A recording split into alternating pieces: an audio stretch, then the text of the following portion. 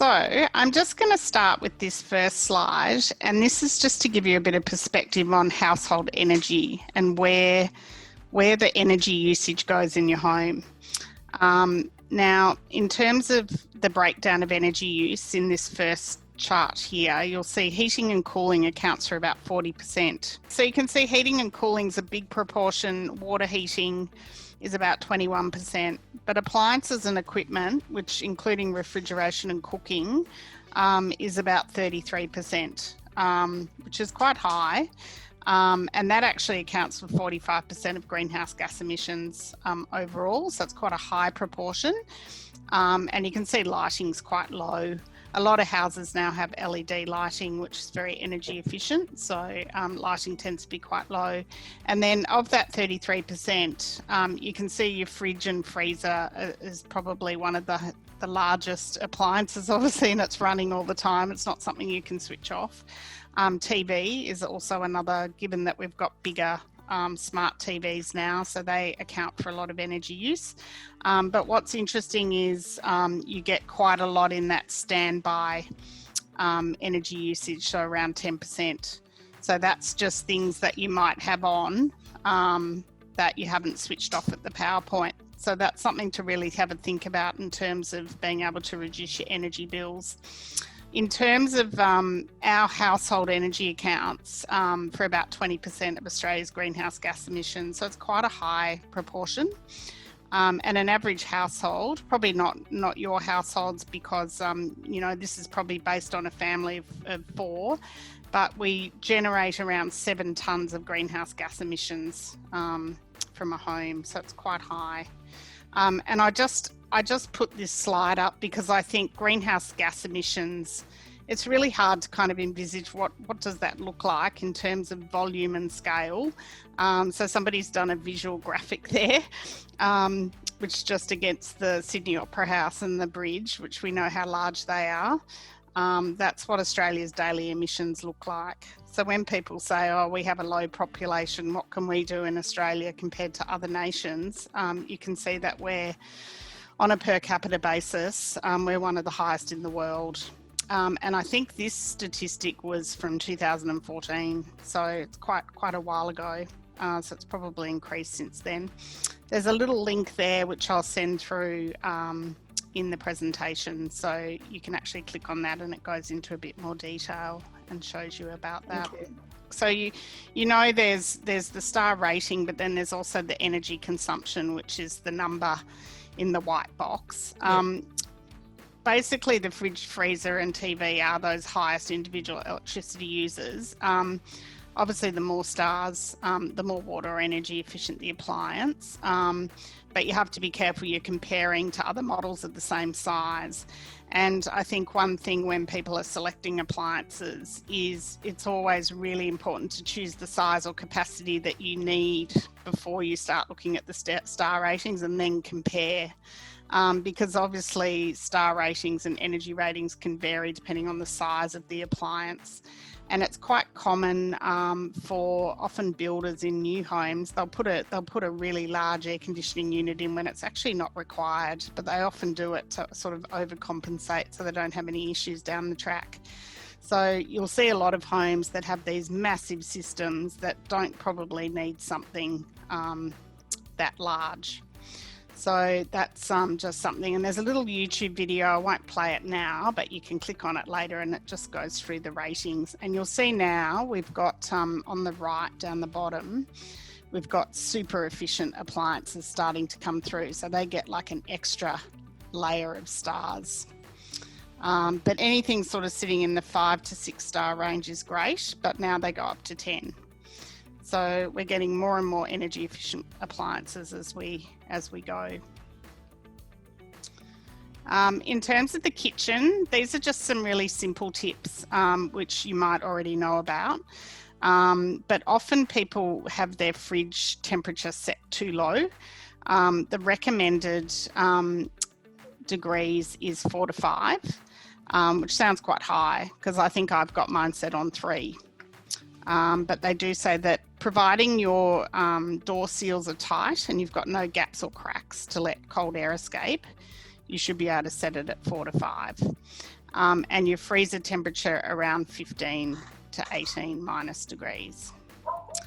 Not sure if you have a second fridge or freezer, but they do say to only turn that on when you need it. For example, if you're, hosting a party and it might be an extra drinks fridge or you've got extra food, but don't just leave it running and sitting there, because going back to that first slide, it's a big guzzler of energy consumption. The other tip they say is to, if you're cooking with frozen foods, obviously thaw them out in the fridge in the morning, and just reduce your cooking time in the evening, because opening and closing oven doors obviously increases to energy usage.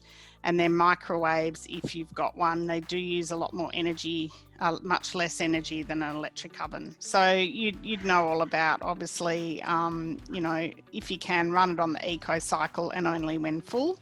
And if Anita, you're not using yours, it is actually more energy efficient to probably wash your dishes by hand. Dishwashers, even the most efficient ones, do use a lot of water.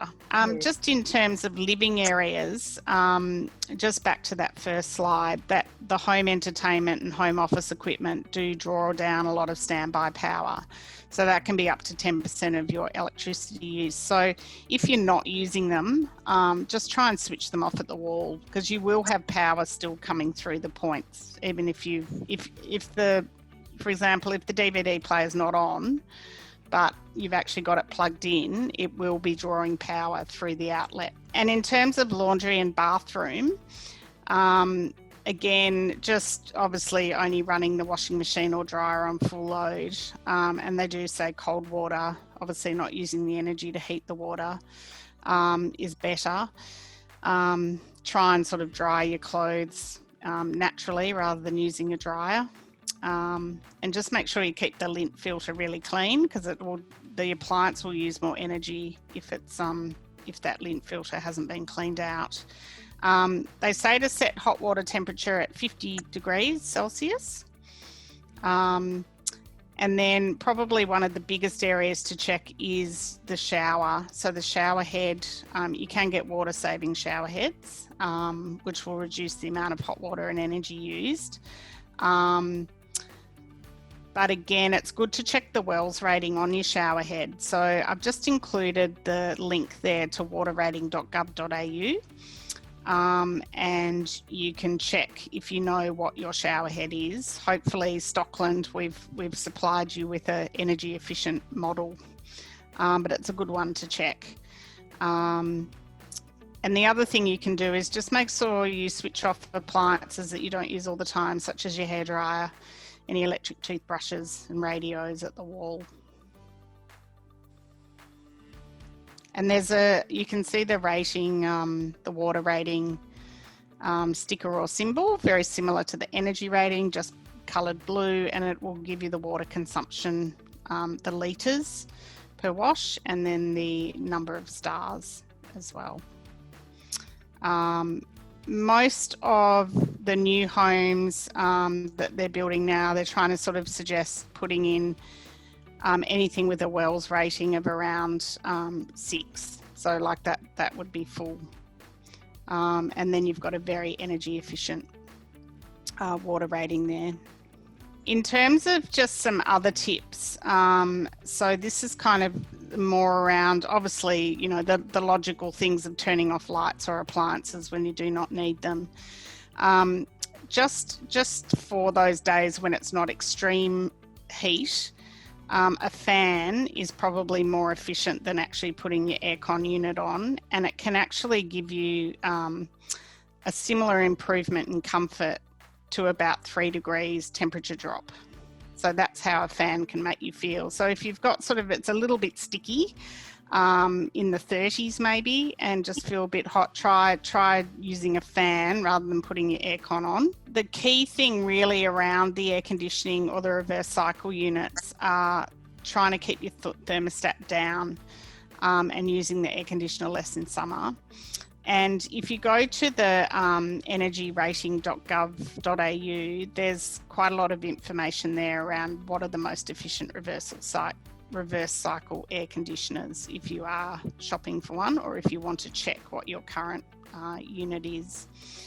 Some of the other things are just really around passive design. So, the obvious things of letting winter sun in, only heating rooms that you're using.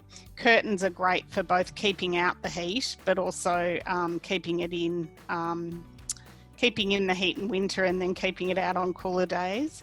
And then using doors really to prevent heat escaping into unused rooms. So obviously just trying to be mindful if you're trying to heat your home, just one room that you're using the most is the best way.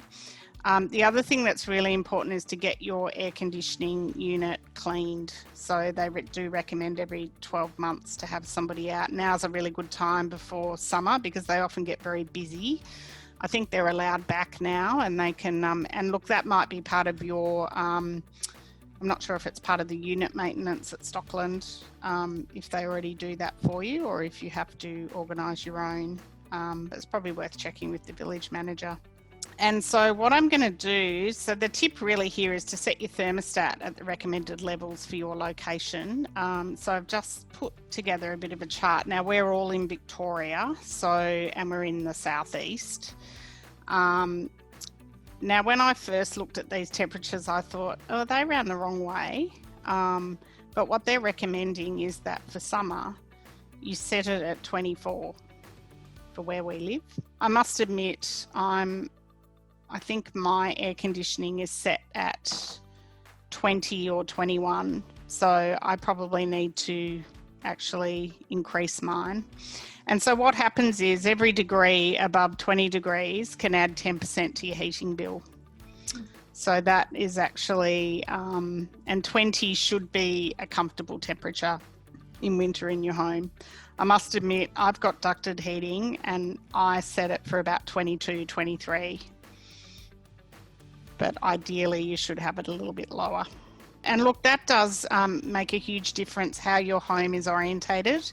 And obviously we can't always, we don't have control over that. But ideally you want your kitchen living areas facing northeast, and your utility and your bedroom sort of southwest. And obviously you're going to get a lot of hot sun through the west. So if you have got any living areas, external shading devices are really great. That can help just block out that really harsh sun. Some other things that are really important to think about is like your indoor air quality as well. So how healthy is your home inside? And there's 4 kind of things that they say that you should have a look at. The first one's eliminate. So identify any source of air problems and eliminate through better product selection and design.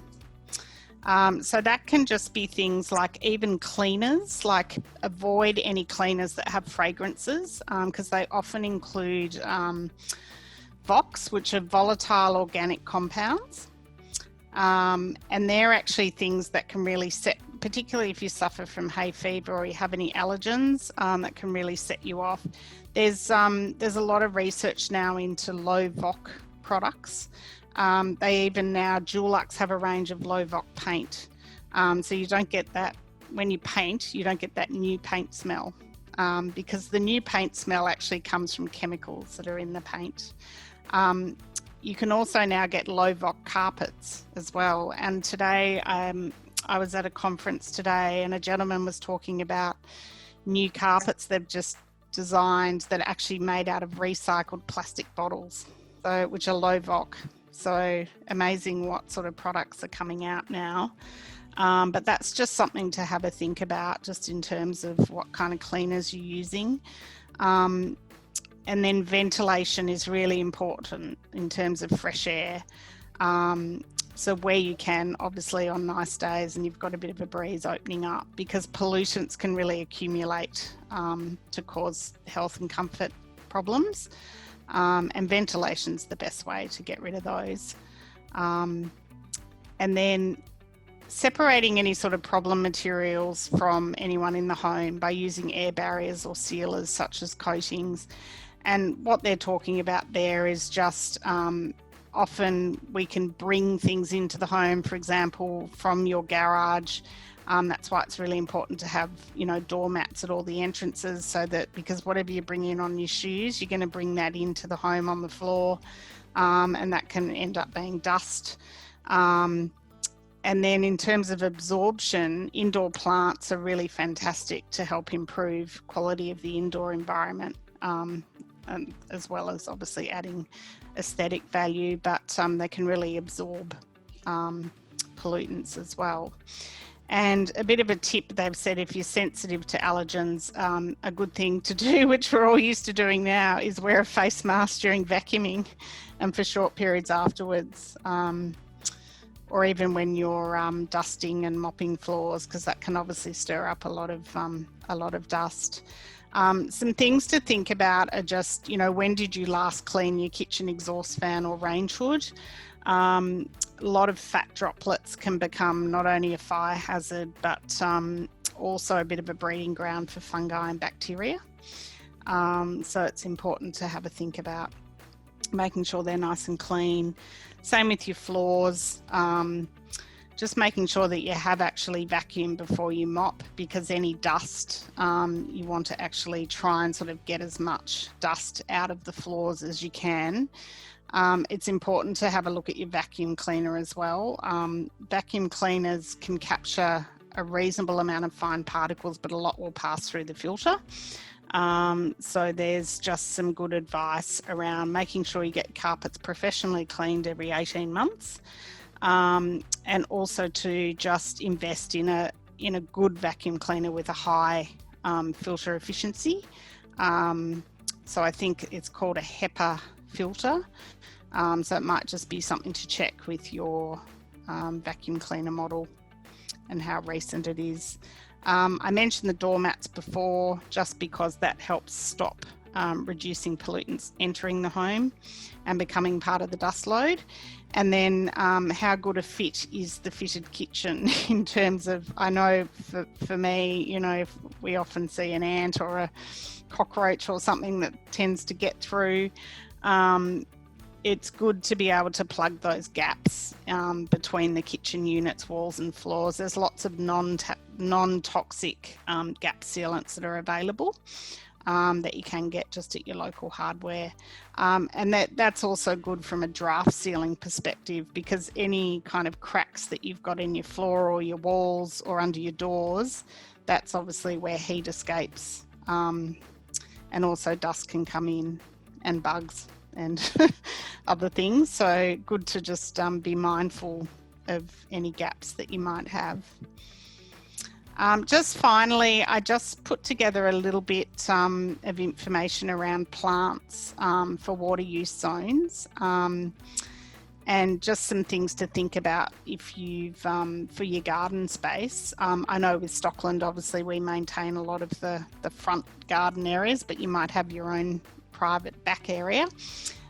So obviously things that are going to use a lot of water include lawns, vegetables, fruit trees and exotic shrubs. And then think about what's medium water use, hardy vegetables like your pumpkins and potatoes and fruit trees. And then plants such as roses and daisies. And then you've got your low water uses more around your Australian natives, olive trees and some exotic ornamentals such as bougainvillea. So just having a think about that diagram there is really to think about, making sure you're planting trees to create natural shade, and windbreaks as well, because that can really reduce evaporation. And thinking about those sort of outdoor areas, if you've got a lovely, northeast facing outdoor area, but you do want a bit of shade from the sun, thinking about natural arbors, such as ornamental vines, which can help sort of provide that shade, but then they're deciduous, so in winter they bring the sun in. And there's just some a tip there, just where you can, to use any alternate water sources such as rainwater or grey water for high water use plants, depending on whether you've got tanks or the ability to capture rainwater. So a lot of this information today, I've just pulled out some, some key ones, but there's a wealth of information at, so it's a government resource and it's called yourhome.gov.au. They do produce a book that you can buy. I think it's about $30 to $40, and they're just bringing out a new edition now. But that website link there will take you directly to almost like a digital version, and there's some really fantastic information on everything from building a new home to passive design, energy, water, lots of case studies. So it's a really good resource. And I'm not sure if you're familiar with Craig Roothausen, who's been the host of War on Waste, which was on ABC last year. And you can view that program on iView on ABC. It's there now. And he just did a recent one called Fight for Planet A, which I'm not sure if you got to see that, but that's a fantastic series where he has different households of families, and he goes into their homes and helps them sort of assess where they're using their energy and how they can save. So that's a really good show to watch. The other thing that he's got a book on that program as well, which you can purchase. And there's also a PowerPool app, which you can actually download on your phone. And it's actually something that connects in via Bluetooth with your energy meter at home. And you can actually measure how much energy you're using in your home, and it will show you like where the breakdown is. So you can start to get a really accurate read. Going back to this first slide where we looked at, where is all that energy being used, you can really start to see that breakdown using something like an app. So well worth going on and having a look at that and seeing if you can download it.